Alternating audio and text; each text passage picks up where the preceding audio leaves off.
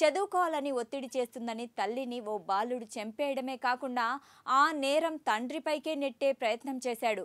అయితే పోలీసుల విచారణలో దొరికిపోయాడు. తమిళనాడులోని కల్లకుర్చి జిల్లా కిల్కుప్పం వేలూరులో ఈ దారుణం చోటు చేసుకుంది. ఈ ప్రాంతానికి చెందిన లారీ డ్రైవర్ గుణశేఖరన్, మహేశ్వరి ఇద్దరు దంపతులు. వీరికి ఓ కుమార్తె, 14 ఏళ్ల కుమారుడు ఉన్నాడు. దీపావళి రోజు భర్త తీసుకువచ్చిన చీర మహేశ్వరికి నచ్చలేదు. దీంతో ఆమె ఆ చీరను తీసుకునేందుకు నిరాకరించింది. ఆ క్రమంలో ఆ దంపతుల మధ్య వాగ్వాదం జరిగింది. గుణశేఖరన్ ఆమెపై చేయి చేసుకున్నాడు.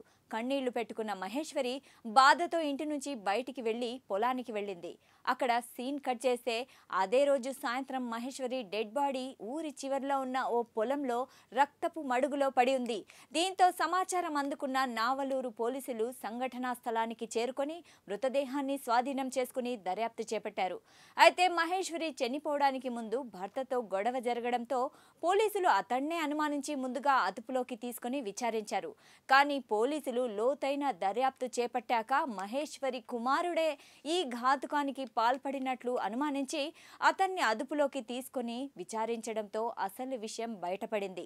చదువుకోవాలంటూ నిత్యం పోరు పెడుతున్న తల్లిపై ఆ బాలుడు ఆగ్రహం పెంచుకొని ఆ ఘాతుకానికి పాల్పడినట్లు తేలింది. బాలుడిని అరెస్ట్ చేసిన పోలీసులు జువెనైల్ హోంకు తరలించారు. కాగా ఈ సంఘటన స్థానికంగా తీవ్ర సంచలనాన్ని రేపింది.